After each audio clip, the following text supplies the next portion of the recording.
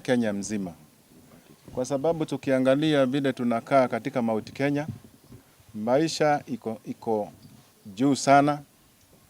Kenya yote iko juu sana, lakini ukiangalia vile tunaendelea katika mlima, ni kama vita imeachwa katika mlima wetu. Ukiangalia upande wa Sugoi, hakuna vita iko huko. Uende Kisumu, hakuna vita. Ni kwa nini kila wakati hapa Mount Kenya ndio vita inakuwa?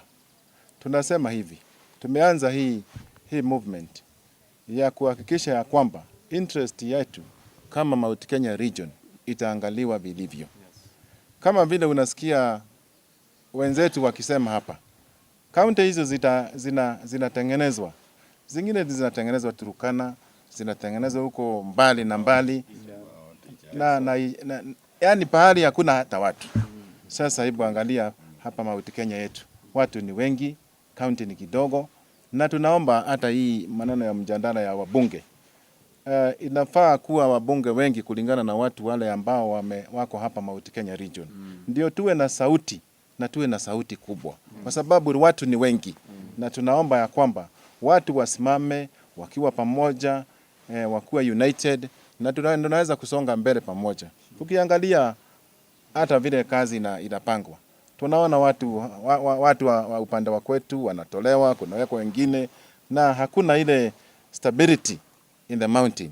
Wengi wanaweza sema ya kwamba kuna unity, lakini hakuna unity.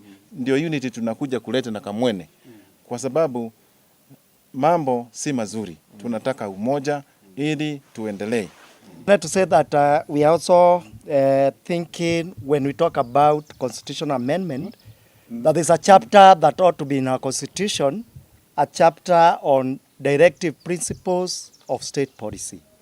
As my brother has stated, we should have a limit as to what type of government we can have at any given time that does not offer essential services to its populace. In other constitutions that are as progressive as ours, there's a whole chapter that says, for instance, if the number of children that ought to be in school are many percentage-wise than this, then that government should go. We should also have a constitutional amendment where we say the number of people who can sleep hungry, if the number increases beyond a certain percentage, that government should go. If the government taxes the people of Kenya beyond a certain percentage, that government should go. If our shilling slides beyond a certain limit, that government should go. We cannot have a government that will enslave us and have us as slaves working for a government. We fought for independence so that we can have happiness and enjoyment in the days that God will give us. So we cannot have a government that enslaves us, that beats us, that does not offer effective guarantee to our fundamental rights. Thank you very much.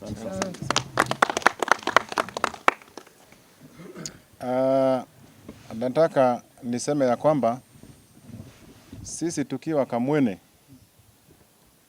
tunahitaji umoja wa Mount Kenya.